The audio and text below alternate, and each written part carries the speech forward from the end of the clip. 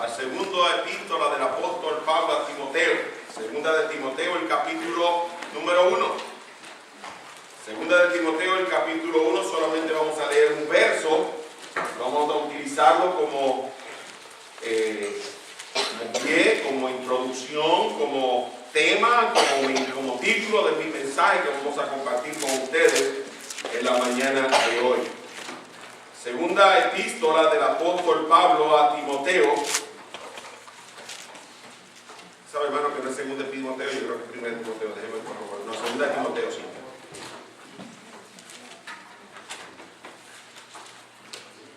Segunda de Timoteo, capítulo 1, verso 6 dice: por lo cual te aconsejo que avives el fuego del don de Dios que está en ti por la imposición de mis manos.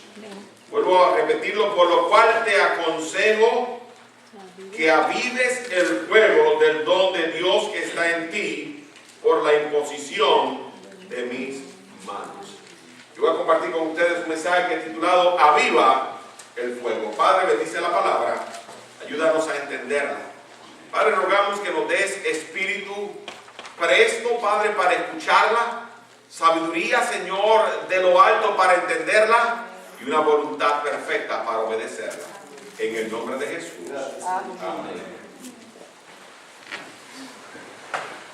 Cuando pensamos en fuego, hermano, por lo general pensamos en juicio. Es interesante, hermano, porque el fuego tiene muy a menudo las características que nosotros estamos asociando en juicio, especialmente cuando pensamos en el fuego de la condenación eterna, que es un infierno de fuego, como dice la Escritura. Pero, hermano, no siempre el fuego en la Escritura tiene una aplicación, una connotación de destrucción, de juicio. Hay, hermanos, momentos donde el fuego, hermanos, tiene otro tipo de connotación en nuestra vida. Cuando pensamos, hermanos, en características acerca del fuego, podemos pensar, hermanos, en que el fuego definitivamente transforma lo que coge. El fuego no solamente transforma, hermano, pero el fuego es útil porque nos calienta. El fuego, hermanos, si uno no tiene cuidado, se propaga. Tiene características, hermanos, de consumir, pero también la Escritura dice que el fuego purifica la vida del hombre. Hay numerosos infinidades de pasajes en la Escritura donde el fuego no se utiliza como un juicio de Dios, sino que, hermanos, se ilustra como la presencia de Dios en medio del hombre. Si pensamos en la vida de Abraham, la Escritura nos enseña que Dios se manifestó en fuego cuando hizo pacto con Abraham y caminaba como un horno humeando entre los animales divididos. Génesis capítulo 15. Si pensamos en la vida de Moisés, podemos recordar, hermanos, cómo Moisés subió al monte cuando Dios se le presentó en fuego, ardiendo en medio de la zarza, y decía: ¿cómo es que la zarza está ardiendo en fuego, pero no se consume? Subiré para ver qué es esta grande visión. Y vemos a Dios, hermanos, caminando y dirigiéndolos a ellos de noche en columna de fuego. Podemos pensar en la vida de Elías. Cuando Elías, hermanos, enfrente a los profetas de Baal, estaba, hermanos, para ofrecer el sacrificio, y Dios bajó en fuego para consumir el sacrificio y manifestar al pueblo que estaba claudicando, que estaba apartándose de su persona, de que Dios era el verdadero Dios al manifestarse en fuego. Podemos pensar, hermanos, en la vida de Isaías. Fue un carbón ardiente el que tocó sus labios y le limpió de toda su culpa. Dios manifestado en fuego. Podemos pensar en Jeremías, y son pasajes que vamos a mirar ahorita un poquito más adelante, pero Jeremías dice: era como un fuego dentro de mí, traté de resistirlo y no pude hacerlo. O podemos pensar el día de Pentecostés, cuando Dios, hermanos, bajó a morar en el corazón de aquellos que habían creído. El Espíritu Santo, la tercera persona de la Trinidad, el día de Pentecostés vino a posarse sobre ellos, y dice la Escritura que eran como lenguas repartidos con fuego. Así que, hermanos, no siempre el fuego tiene una connotación de juicio en la Escritura.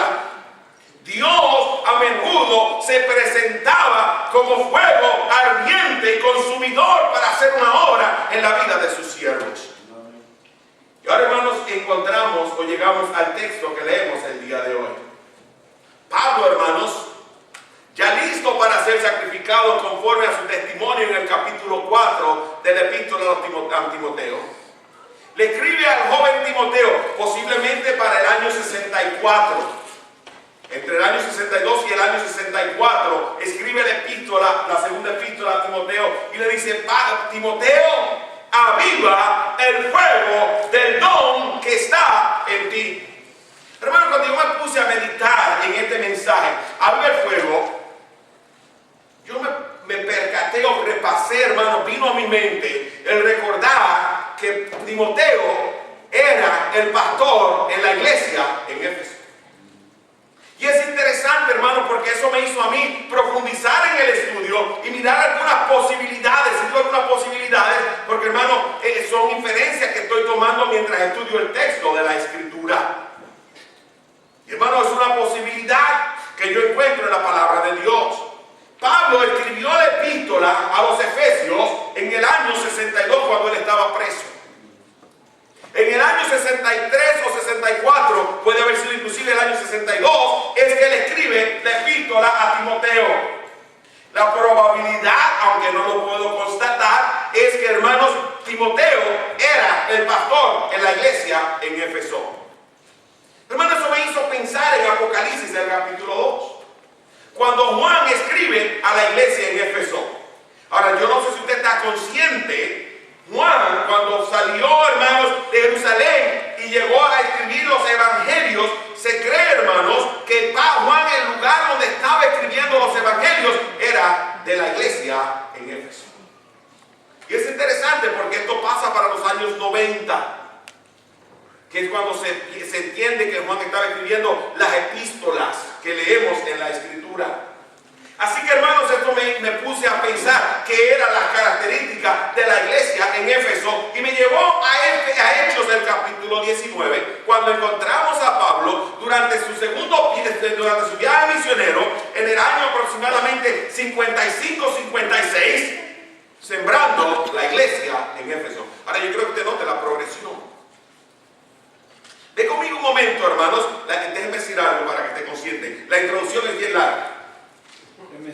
El mensaje es más corto. Pero, hermanos, si usted no entiende la introducción, usted no va a entender el mensaje. Así que vaya conmigo, hermanos, al libro de Hechos, el capítulo número 19. Hechos, el capítulo número 19. Mira lo que dice la palabra del Señor en Hechos 19. Tengo que buscarlo aquí porque, hermanos, tengo que mirar las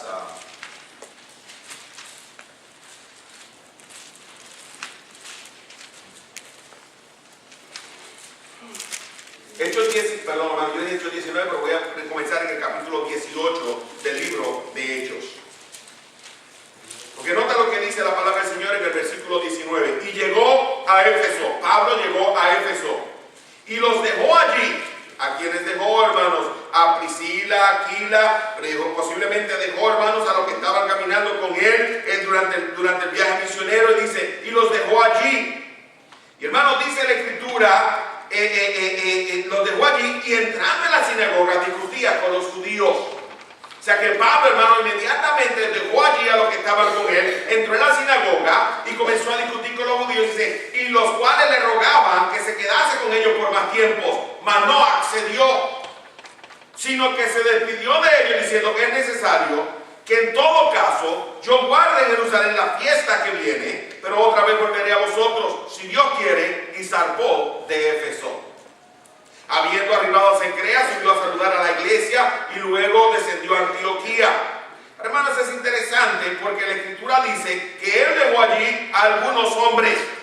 Ahora nota lo que dice la Escritura. Llegó, verso 24, llegó entonces a Éfeso un judío de llamado Apolos, natural de Alejandría, varón elocuente, poderoso en las Escrituras. Este había sido instruido en el camino del Señor y siendo de espíritu fervoroso, hablaba y enseñaba diligentemente lo concerniente al Señor, aunque solamente conocía el bautismo de Juan. Y comenzó a hablar con denuedo en la sinagoga. Pero cuando lo oyeron quienes, Priscila y Aquila, de los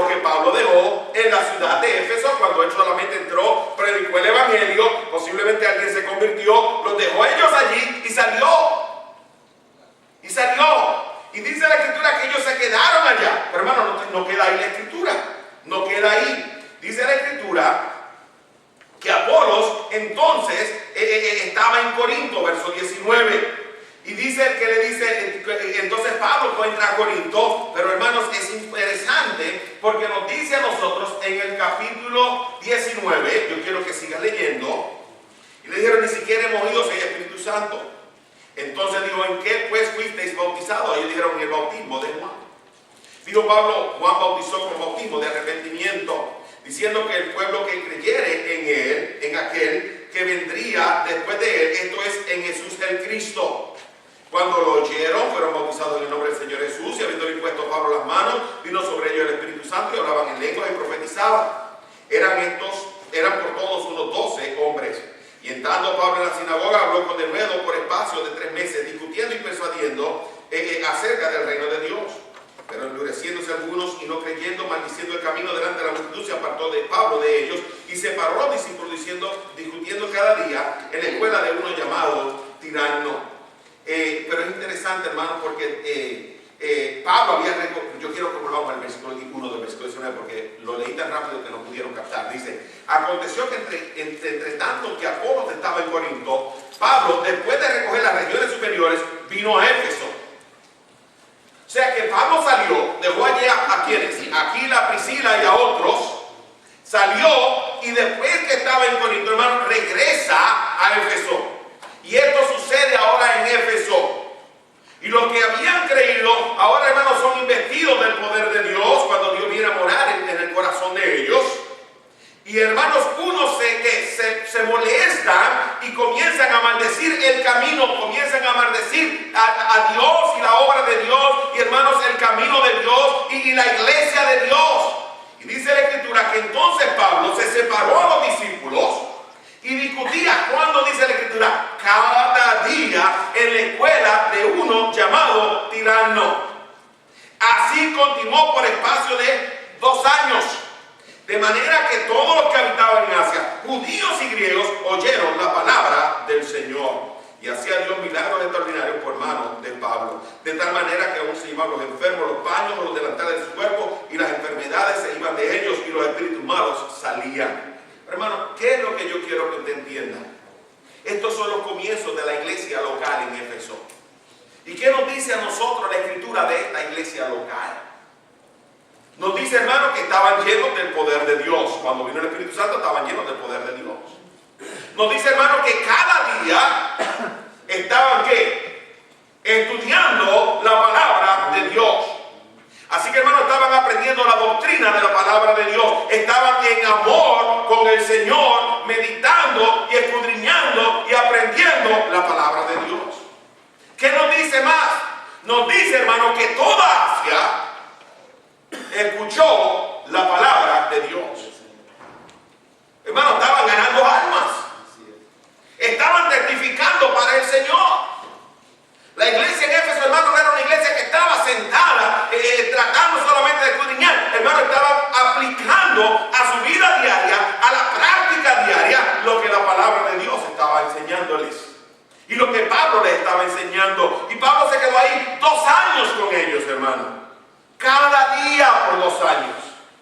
Cada día por 2 años predicando. Cada día por 2 años estudiando. Cada día por 2 años escudriñando. Creciendo en el conocimiento del Señor. Hermano, Pablo sale de Éfeso. Y en lo próximo que podemos leer en la iglesia de Éfeso es lo que leemos en la epístola de Éfeso. Y la epístola de Éfeso, hermano, que está escrita en el año 62, cuando Pablo está preso en Roma. Mira lo que dice la iglesia, Dios de la iglesia en Éfeso. Ve conmigo al libro de Éfeso ahora. ¿Me está siguiendo hasta aquí? Amén. Ve conmigo ahora al libro de Éfeso, el de Efesios, la epístola a los Efesios, perdón, hermanos, el capítulo 1. Efesios, el capítulo 1. Mira lo que dice la palabra del Señor. Por esta causa, también yo. Ahora nota lo que dice Pablo de la iglesia en Éfeso. Habiendo oído de vuestra fe en el Señor Jesús y de vuestro amor para con todos los santos. ¿Qué nos está diciendo de la iglesia en Éfeso? Aprendemos, hermano, que en su comienzo era una iglesia que estaba llena del poder de Dios. Aprendemos, hermanos, que era una iglesia que estaba escudriñando la palabra de Dios cada día. Aprendemos, hermanos, que la iglesia en Éfeso era una iglesia que estaba predicando la palabra de Dios, de modo que toda el Asia Menor había escuchado el evangelio del Señor Jesucristo. Wow, hermanos, eso es poderoso. Y ahora Pablo le escribe, hermanos, aproximadamente 6 años después, y le dice a la iglesia: he escuchado de ustedes que son una iglesia que tiene fe en el Señor, confianza en Dios, que está dependiendo de Dios, que está tomando a Dios en su palabra. Y veo también que ustedes es una iglesia que tienen amor entre ustedes, con los santos, con aquellos que han creído. Pero es interesante, porque, hermano, cuando usted continúa leyendo la epístola a los Efesios, si usted estudia, hermanos, y analiza el tema a la epístola a los Efesios, hermano, tiene por tema Cristo, cabeza de la iglesia. Pero el propósito con el que Pablo le escribe, o uno de los propósitos con el que Pablo le escribe la epístola a los Efesios, es para recordarles a ellos las grandes riquezas que ellos tienen en Cristo Jesús. Uno de los comentarios que leí, estaba leyendo, hermano, el de MacArthur, no lo conté para constatarlo, pero él dice que utiliza la palabra riqueza creo que 12 veces en el epístola. Así que, hermano, está tomando un tema importante. Hay grandes riquezas para ustedes.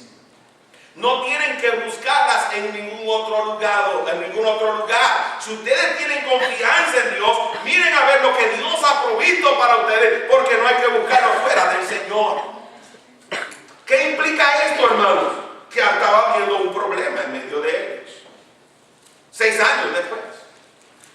¿Cómo usted sabe, pastor, que estaba habiendo un problema? Esto es lo que yo infiero, hermanos, pues una de las conclusiones a que yo llegué en la Escritura, conforme a lo que Pablo dice. Mire el versículo 17 del capítulo 4.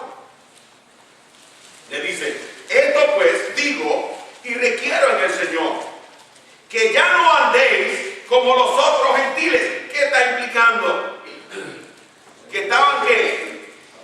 Comenzando a caminar, algunos de ellos, como andaban los otros gentiles. La palabra gentiles es una palabra interesante. Es la palabra etnos.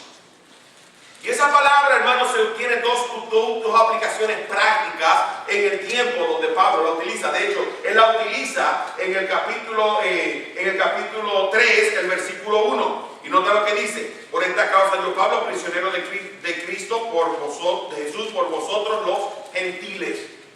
Está hablando el hermano, y lo que está diciendo a ustedes, el grupo de personas que no son judías.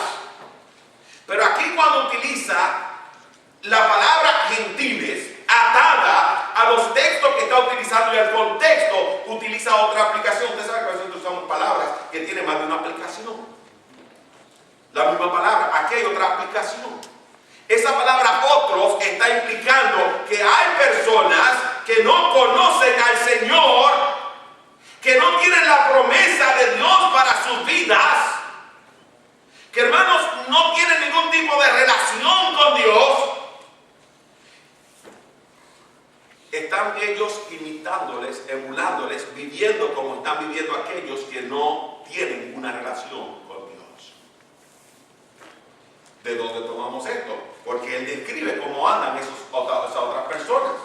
Y dice que andan, como andan esos otros gentiles, en la vanidad de su mente. Esa palabra, hermanos, vanidad de su mente, hermanos, significa en aquello que no es útil, en aquello que está moralmente depravado, en una mente implicando el intelecto, el sentimiento y la voluntad que está corrupto. Andan con una voluntad, con unos sentimientos, con un razonamiento corrupto, moralmente incorrecto.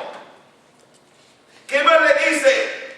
Le dice que tienen el entendimiento entenebrecido. Es decir, su disposición mental para razonar, meditar y hacer aquello que es correcto ha sido oscurecido. Usted sabe, hermano, que mientras más nosotros pasamos tiempo en la oscuridad, más nosotros comenzamos a ver en la oscuridad. Y no es que haya más luz, es que nos acostumbramos a las tinieblas en que vivimos. Amén.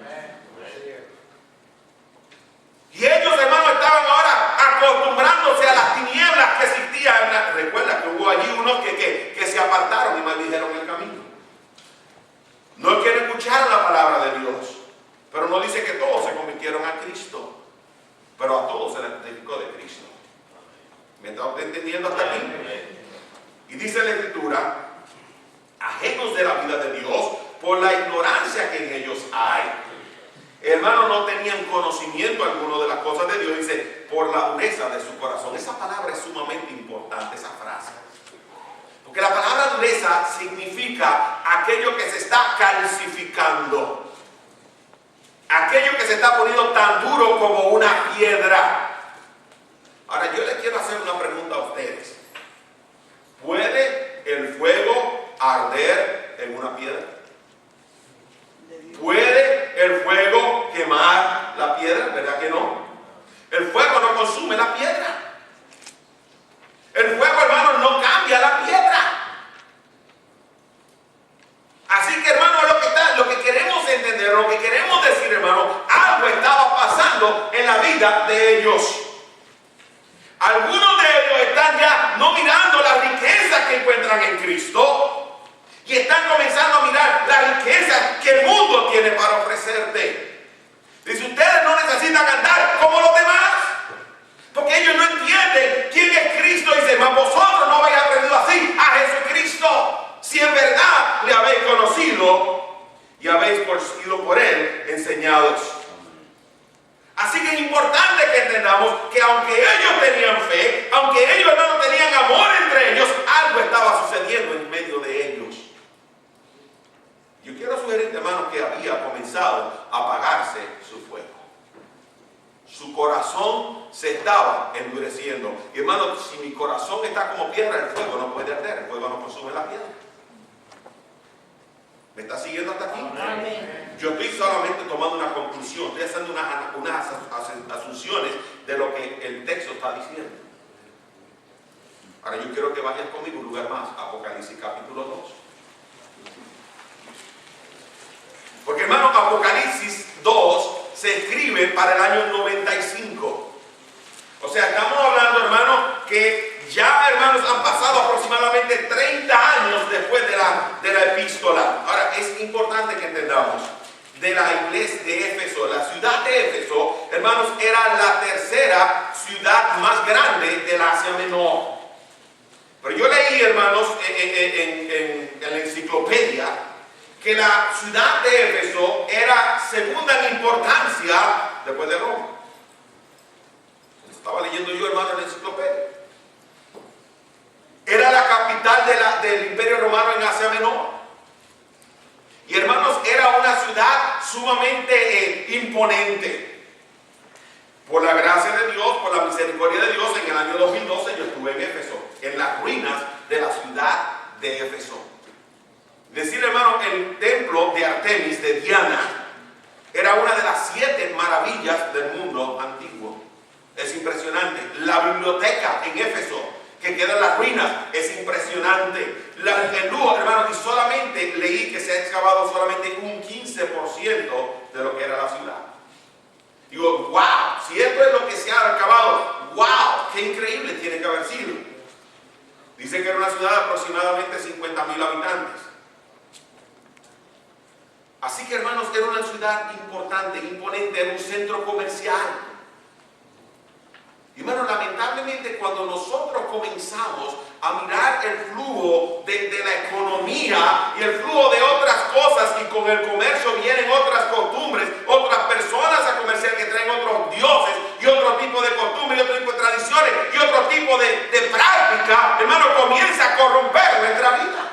Amén. ¿Me está usted siguiendo hasta aquí? Hermano, cuando nuestra vida se empieza a corromper, algo pasa con nosotros. El fuego se apaga, porque nuestro corazón se pone duro, se calcifica. Y quiero que tú vayas conmigo a Apocalipsis 1. Yo le dije que la introducción era larga, es la introducción. Mira Apocalipsis, voy al capítulo 1 primero antes de ir al 2, porque quiero que notes el capítulo 1. Porque en el capítulo 1 Jesucristo se presenta para juzgar a las 7 iglesias del Asia Menor, entre las cuales la primera que habla, posiblemente por la mayor importancia que tenía en la iglesia en Éfeso. Y nota lo que dice la escritura del libro del Señor Jesucristo, versículo 12. Y me volví para ver la voz del que hablaba conmigo, y vuelto, vi 7 candeleros de oro. Ahora, hermanos, si tú miras, la escritura dice que los 7 candeleros de oro son las 7 iglesias, en el verso 20. Y dice, y a uno semejante al Hijo del Hombre, vestido de una ropa que llegaba hasta los pies y ceñido por el pecho con un cinto de oro. Su cabeza y sus cabellos eran blancos como blanca lana, como nieve. Pero nota lo que dice, sus ojos como llama de fuego.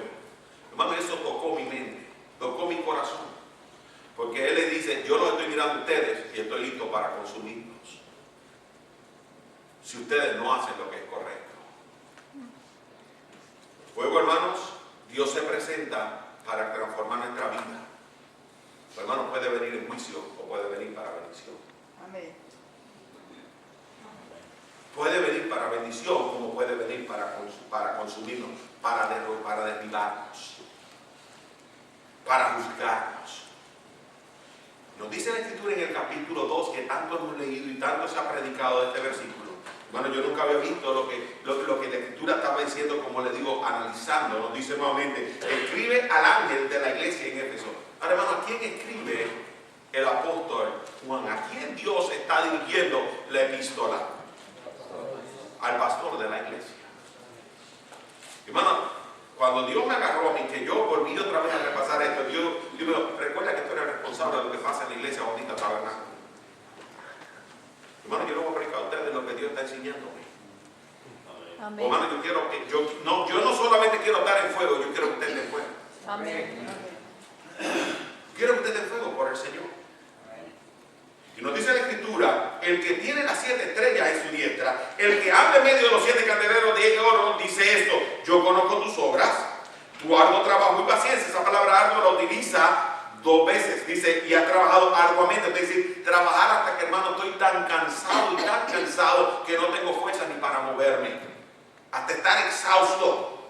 Dice, y tu arduo trabajo y paciencia, que no pueden soportar a los malos, y has probado lo que se dice ser apóstoles y no lo son, y los has hallado mentirosos, y has sufrido, y has tenido paciencia, y has trabajado arduamente por amor de mi nombre, y no has desmayado. Pero tengo contra ti que has dejado tu primer amor. Ahora, hermanos, es importante esa aseveración del verso 4. Has dejado tu primer amor. Porque el problema de Éfeso no era un problema, hermanos, doctrinal. Hermanos, ellos tenían sana doctrina. No era un problema, hermano, de servicio. Había servicio continuo. No era un problema, hermanos, de sufrimiento. Dice que habían sufrido pacientemente. Hermano, no era un problema, hermanos, de separación eclesiástica. El verso 6 dice, aborrece las obras de los nicolaitas, las cuales también yo aborrezco. ¿Y sabe lo que pasa, hermanos, en nuestros días? Que las iglesias de sana doctrina, como lo somos nosotros, nos estamos envolviendo, hermanos, en preocuparnos en sana doctrina. Y eso es correcto, hay que preocuparnos por la sana doctrina. No estoy diciendo que no es importante. Y hermano, nos dice que trabajan arduamente. Hay que servir. Es correcto, hay que servir. Hermano, y tenemos preocupación y nos hacemos alarde. Estamos separados bíblicamente. La escritura habla de separación eclesiástica. Pastor, nosotros estamos siendo perseguidos. Hermano, las iglesias en Texas ahora están siendo perseguidas. ¿Ya pronto llega Carolina del Sur? Si usted no ha leído lo que está pasando desde que tienen una alcaldesa en la ciudad de Houston que es gay, que es lesbiana, hermano, se ha pedido a los pastores, y si predican contra el homosexualismo, están pidiendo que entreguen hasta los sermones. Usted dice, ¿dónde está pasando esto? En América. Violando la constitución, la primera enmienda, el primer postulado de la constitución de Estados Unidos. ¿Me está usted siguiendo, hermano? Hermano, la persecución viene. Y Dios permite la persecución para purificar a su pueblo. Así es. Porque su pueblo no quiere ser puro el día de hoy. Y Dios te está diciendo hoy, aviva el fuego. Porque si no, yo vendré. Y vengo con ojos como llamas siguiendo, hermano? Esto es serio. Amén. Esto es serio. Hermano, lo que es triste es que la iglesia del día de hoy se está enfocando en cosas que son triviales. En que, hermano, cuando yo estaba creciendo, yo le hablé a ustedes acerca de las etiquetas. ¿Se acuerdan del mensaje de las etiquetas? Las trivialidades. Hermano, nosotros tenemos que enfocarnos en lo que Dios quiere para nosotros como hijos y como iglesia. Y hermano, Dios quiere que como pastor nosotros nos ocupemos en lo que Él quiere que nos ocupemos. Yo puedo pasar, hermano, escúchame, puedo pasar la semana completa haciendo trabajo secretarial, llamando personas por teléfono y no estudio la palabra de Dios. Yo puedo pasar, hermano, en la semana horas arreglando el website de la iglesia y no visito y gano almas. Y puedo pasar, hermano, el día mirando Facebook y no oro al Señor. Como dijo Pastor Agüero, dice, yo no tengo Facebook, yo tengo mi face in the book. Hermano, yo creo que sí, que eso es lo mejor que uno puede estar. No tienes que tener Facebook, mejor es que pasen con tu face in the book. Y usted va a tener menos problemas. ¿Me estoy explicando lo que voy a decir? Pero pasamos más tiempo en las redes sociales, pasamos más tiempo en las cosas que son triviales, que están, hermanos, para desviarnos de aquello que trae el fuego a nuestra vida. Así es. Ahora, hermano, dice, tengo contra ti, tengo un problema, has dejado tu primer amor. Pero escúchame, escucha lo que te voy a decir. Escucha lo que te voy a decir. Porque es importante que escuches lo que te voy a decir. Una de las características del primer amor es que uno está en fuego. Así es. Así es. ¿De dónde estaba esto, pastor? Yo me fui a mirar, entonces, hermano, esto es la introducción. Yo me fui a mirar las características de hombres que estaban llenos del poder de Dios en el primer amor de Dios. Le mencioné 6 esta mañana, solamente por mencionar algunos. ¿Y sabe una cosa, hermano? La característica es que había fuego en su vida. O una de las características, no voy a decir que era la única. Pedro, que tenía la lengua de Dios asentada sobre él, ¿como qué? Como fuego. Moisés, que era lo que veía, el fuego de la columna de Dios. Abraham, a Dios el fuego pasando en medio de los animales. Elías, a Dios, hermano, consumiendo el holocausto de él con fuego. Manoah, dice la escritura, que cuando Dios consumió el holocausto, el ángel subió en llama de fuego. Elías, cuando fue levantado, dice que fue ¿en qué? En un torbellino de aire. Y hermano, dice que también estaba en un carro de ¿qué? De fuego. Una de las personas, hermano, cuando yo miro en la escritura, personas que estaban caminando cerca de Dios, que estaban en el primer amor con Dios, estaban, hermano, una de las características de su vida es que tenían el fuego de Dios vivo en su vida. Hermano, el fuego de Dios va a consumir nuestra vida, nos va a transformar. Así es. Nuestra vida. ¿Y sabe qué es lo que me preocupa a mí, hermanos, aquí? De la iglesia bautista, tabernáculo.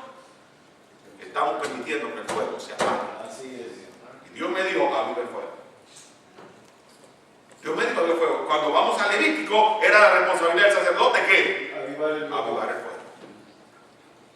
Así que, hermano, yo voy a estar aquí. Usted se va a cansar de escucharme, hermano, que voy a predicar hasta que usted le deje que Dios obre en su corazón. Amén.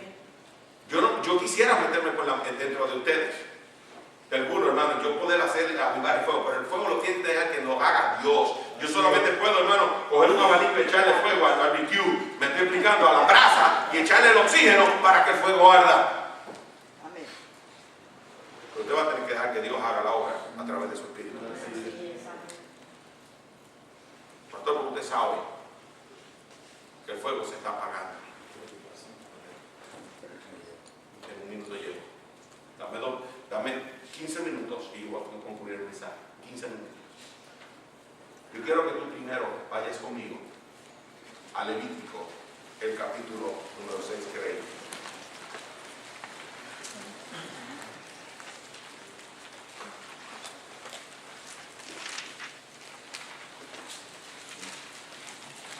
Mientras tú vas a Levítico, yo quiero que tú pienses un momento y medite conmigo en las características de las personas que estaban llenas del fuego de Dios. Yo no me las voy a mencionar, no las voy a predicar. Quisiera predicar, hermano, pero cuando vayamos mirando los héroes de la fe, vamos a mirar algunas de estas características. Porque cuando yo pienso, hermanos, en Abraham, hermanos, ¿qué yo encuentro en Abraham? Abraham estaba en fuego por Dios. ¿Cree usted que Abraham estaba en fuego por Dios? Oh, sí. Amén. Gloria al Señor. ¿Y qué características usted encuentra en una persona como Abraham?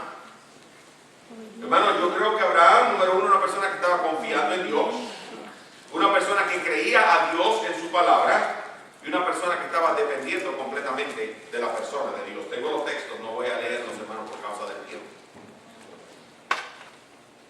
Cuando habla de la confianza de Abraham, dice que la promesa de Dios vino y dice: su descendencia será como las estrellas del cielo y la arena del mar. Y después dice la Escritura, en el libro de Génesis, el capítulo 15, dice: y creyó Abraham a Dios y le fue contado por justicia. Cuando hablamos de credibilidad, si yo voy al libro de Hebreos, el capítulo 11, dice en el versículo 17: por la fe Abraham, cuando fue probado, ofreció a Isaac.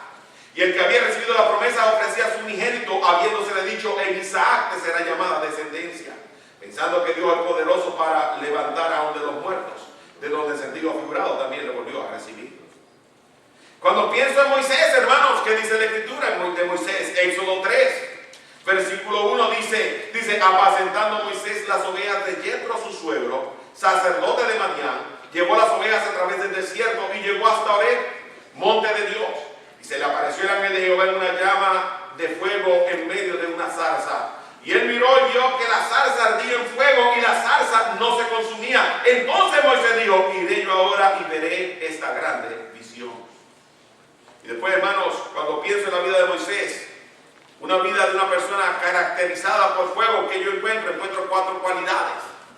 Encuentro, hermanos, curiosidad. Yo voy a ver qué es lo que Dios está haciendo. El hombre de Dios tiene que ser curioso. ¿Qué está haciendo Dios? ¿Qué es lo que está presentándome? Obediencia. Conocimiento. Te ruego que me muestres tu gloria. Quiero conocer el todo de ti. Y humillación. Se postró ante Dios cuando Dios se presentó. Cuando yo pienso, hermanos, en la vida de Isaías, no voy a mirarlo, hermanos, pero Isaías dice que estaba en el templo, Dios lo quisiera en el templo. ¿Y qué fue lo que dijo? ¡Ay de Dios que soy muerto! Porque siendo hombre e inmundo de labios, han visto mis ojos al Rey Jehová de los ejércitos. Y dice: he aquí que entonces salió un serafín y tocó mi boca con un carbón ardiente y dijo: ¿quién enviaré y quién irá por nosotros? Isaías dijo: heme aquí, envíame a mí. ¿Qué yo veo en Isaías? Yo vi en Isaías entendimiento, confesión y disposición. Un hombre tocado por el fuego. Cuando pienso en la vida de Jeremías, y eso sí lo quiero leer, hermano, qué precioso. Jeremías, capítulo 20, dice la Escritura, vaya conmigo a Jeremías porque es que es precioso. Después vamos a regresar al libro de Levítico. Pero en Jeremías, el capítulo 20, mira lo que dice la Escritura. Jeremías hablando acerca del fuego de Dios. Jeremías 20 y el versículo número, ¿cuál es el versículo? Número 6, dice la palabra del Señor. Jeremías 26 dice: y tú, Pasur, y todos los moradores de la casa iréis cautivos.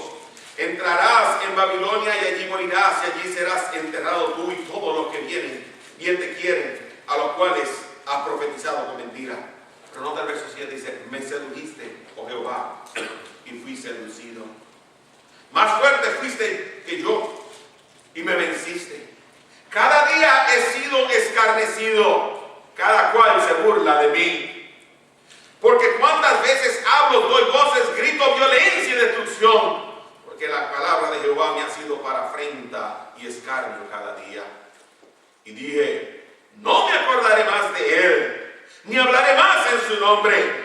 No obstante, que dice la Escritura, había en mi corazón como un fuego ardiente metido en mis huesos. Traté de sufrirlo y no pude, porque oí la murmuración de muchos, temor de todas partes. Hermano, ¿qué dice Jeremías? Traté de resistir el fuego de Dios, pero no pude. Se estaban burlando, le estaban persiguiendo, le estaban tirando trillos, escorpiones. Hermano, estaba siendo burlado de él, estaba siendo escarnecido, pero dice: dije, no voy a hablar más de Dios, me voy a apartar, pero no pudo, porque más fuiste tú que yo. Fuerte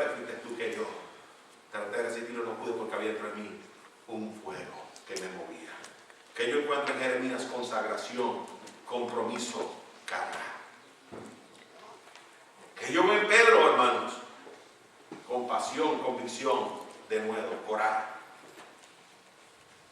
Hermano, hombres que estaban caracterizados por el fuego. Yo quiero que tú vayas conmigo a Levíticos, el capítulo 6, el texto que leímos cuando comenzamos el servicio.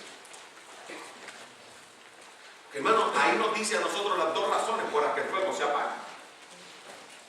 Dos razones por las que el fuego se apaga. Y dice la palabra del Señor en el versículo 8 de Levítico 6. Habló a un Jehová a Moisés diciendo: manda a Aarón y a sus hijos y diles, esta es la ley del holocausto. Ahora detente. Miramos 2 semanas o 3 semanas atrás que era el holocausto. Y cuando pensamos en el holocausto, hermano, tenemos que recordar que el holocausto, la ofrenda, la palabra olam, significa aquello que sube Dios en humo. Era el único sacrificio del cual el sacerdote no podía participar. Todo se le entregaba a Dios para que fuese consumido, transformado por el fuego. Era una ofrenda que significaba, era una ofrenda, hermano, no de pecado, sino de paz. Era una ofrenda que le decía a Dios: Dios, estoy consagrando a ti. Dios, estoy entregando a ti. Habla de consagración a Dios. Y cuando tú te consagras a Dios, hermano, Dios no quiere que tú guardes áreas en tu vida. Dios quiere todo de ti y todo de mí. El problema es que no queremos consagrarnos, no queremos presentarnos a Dios como un sacrificio vivo, santo, agradable a Él. No queremos presentarnos a Dios, hermano, para que Él nos consuma y nos transforme, porque estamos amando las tinieblas más que la luz. Amén. Ahora se han callado, ahora no dicen amén. ¿Saben qué, hermanos? La Escritura nos dice a nosotros que este es lo que iban a hacer para el holocausto. Y está hablando de los sacerdotes. Recuerda que los sacerdotes ofrecían el holocausto 2 veces al día. Por la mañana y por la tarde. El pueblo ofrecía el holocausto, pero el sacerdote lo tenía que hacer continuamente 2 veces al día. Y dice la Escritura, dice, esta es la ley del holocausto. El holocausto estará sobre el fuego, encendido sobre el altar toda la noche, hasta la mañana. Hasta la mañana. Y dice, el fuego del altar arderá en él. Y el sacerdote se pondrá sus vestiduras de lino y vestirá calzoncillos de lino sobre su cuerpo. Y cuando el fuego hubiere consumido el holocausto, es decir, cuando Dios terminó de consumir todo, apartarás él las cenizas de sobre el altar y las pondrá junto al altar. Y yo me puse a meditar: ¿qué apaga un fuego? Las cenizas que nos removemos. Si usted una vez ha hecho barbecue y usted está haciendo barbecue, usted está haciendo algo ¿qué usted hace? Las cenizas las quita para que ¿qué? Para que no ahogue el resto de la leña que está puesto, el otro resto del carbón que está puesto sobre el fuego. Y Dios le dijo al sacerdote: vístete y saca las cenizas del holocausto. ¿Para qué creaba las cenizas? 2 cosas creaban las cenizas. Número 1, hermano, las creaban el leño que se consumía. Y número 2, hermano, el holocausto que caía en la grosura y todas esas cosas, hermano, se volvían. Recuerda que volvemos a lo que somos. Yo le digo: tú vas a vestirte, pero nota lo que dice después, y vas a poner la ceniza junto al altar. Y después de que pongas la ceniza sobre el altar, te quitarás tus vestiduras y te pondrás otras ropas y sacarás la ceniza fuera del campamento a un lugar limpio. No era por pecado, era un lugar limpio. Si era pecado, era un lugar inmundo. Pero esto no es por pecado, pues algo que nosotros estamos consagrando a Dios. Y yo me puse a pensar, hermano, ¿qué cenizas nosotros nos removemos en nuestra vida? Dios, consúmame, utilízame. Hermano, yo me temo que muchas veces nosotros nos convertimos en profesionales, en adoradores profesionales a Dios. Y engordamos nuestra vida. Y aprendemos, pero nunca compartimos lo que aprendemos. Hermano, tú no puedes seguir aumentando cenizas y entregando, porque Dios dice también las cenizas tienen que salir a un lugar limpio. Tienen que ir a otro lugar fuera del altar. Hermano, nosotros venimos y hacemos consagraciones a Dios aquí en el altar, pero sabe una cosa, hermano, se quedan en el altar y, hermano, la ceniza comienza a apagar el fuego porque nunca la sacamos afuera para predicarles a otros de Cristo. Amén. No la sacamos afuera, hermano, para poder evangelizar. Y yo me pregunto, hermano, ¿cuándo fue la última vez que tú le hablaste a alguien de Cristo? No estoy hablando de la iglesia, no estoy hablando de un mensaje de la iglesia, del púlpito. Tú personalmente le dijiste a otro, si usted muriera, ¿cuándo vas a ir a la presencia? Y te daré tu alma distinta para ir a la presencia de Dios. No me tiene que contestar. Por lo menos como iglesia no está yendo, hermano, porque ayer salimos 4 personas a evangelizar. ¿Y cuántos estamos aquí? Pastor, usted no está dando duro, hermanos. Sí, yo tengo que apagar el fuego. Es mi responsabilidad de Dios. Amén. ¿Me estoy explicando? Ay, pastor, yo quiero fuego, yo me consagro en cenizas. Pues, hermano, las cenizas no son para quedarse en el altar, son para llevarlas a un lugar limpio, donde la gente necesita de Cristo. Wow, nos hemos puesto calladitos. Yo espero que el Espíritu Santo te esté hablando. Que no soy yo, la palabra de Dios. ¿Qué más nos dice la Escritura aquí a nosotros? Nos dice a nosotros que luego de ellos caer la ceniza en el lugar limpio, dice, y el fuego encendido sobre el altar no se apagará, sino que el sacerdote pondrá en él la leña cada día y acomodará el holocausto sobre él y quemará sobre él las grosuras de los sacrificios de paz. Escuchamos a Murillo hablar de los leños. Yo no voy a hablar de los leños que Murillo habló. Pero nosotros tenemos que poner leños en él. 2 cosas apagan el fuego. Número 1, que no sacamos la ceniza. Y número 2, que no ponemos leños. No ponemos leños, hermano. La leña es necesaria si va a haber un fuego en el altar. La leña es el combustible que da vigor al fuego. Y la leña, hermano, ¿qué leña o combustible hicieron ayer los hombres de Dios? Yo me puse a mirar, hermano, le mencioné 6 y voy a mirar algunos de ellos. La vida de estos hombres, y yo pude llegar a una conclusión. Había 3 manifestaciones comunes en la vida de cada uno de ellos. Yo, hermano, con esto que voy a concluir. No es simplemente sacar la ceniza cuando nosotros nos consagramos. Estar dispuestos a sacarlas al lugar limpio. Hermanos, ¿qué es la consagración de aquellos hombres que estaban en fuego con Dios? ¿Qué leño ellos tenían en su vida? Yo quiero solamente mencionar de 3 que son comunes a todos. No voy a leer todos los versos, pero si tú conoces la vida de ellos y lo que te sientas a meditar lo que yo estoy diciendo, hermanos, tú vas a poder y te lo vas a como asignatura. 3 cosas, hermano. Cada uno de ellos tenía una comunión ferviente con Dios. Cada uno de ellos, hermano, tenía una convicción absoluta en el mandato y el poder de Dios. Y cada uno de ellos, hermano, tenía una carga y una visión por lo que Dios quería de su vida. Y, hermano, si tú piensas en Moisés entraba al tabernáculo de Dios y tenía comunión con Dios. Y dice la Escritura que la nube llenaba el tabernáculo de Dios. La presencia de Dios estaba ahí. Y el pueblo se paraba a ver, porque Moisés estaba en la presencia de Dios. Si usted piensa en la vida de Moisés, subió al monte 40 días y 40 noches a pasar solo con Dios. Y el pueblo no entendía. ¿Qué le pasó a este Moisés? Se perdió, se nos olvidó de nosotros. Estaba en comunión con Dios. Pero no estaba en el monte para quedarse en el monte. Estaba en el monte para venir a ser el caudillo del pueblo.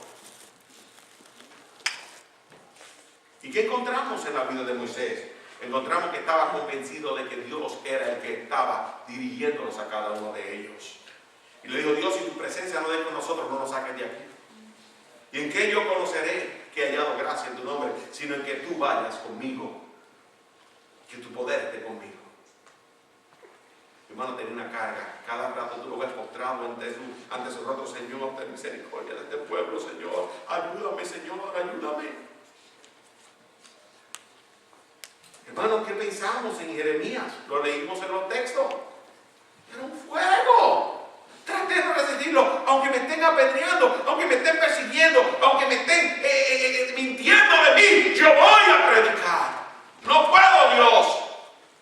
Pedro, ¿qué dice la Escritura de Pedro? Juzgar Jesús, el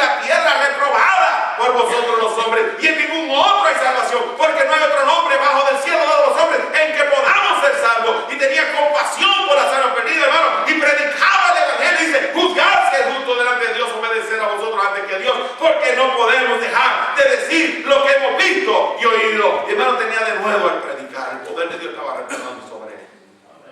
Si usted estudia, hermano, la vida de estos hombres que estaban en fuego, usted va a ver que esas características en ellos. Había comunión diaria con Dios. Había, hermano, una convicción de que lo que Dios dice es como Él dice. El poder de Dios reposaba sobre ellos. Hermano, vemos una carga por los perdidos. Una carga por cumplir con lo que Dios le pide a ellos que cumplan. Hermano, yo me pregunté, ¿por qué se ha enfriado nuestro fuego?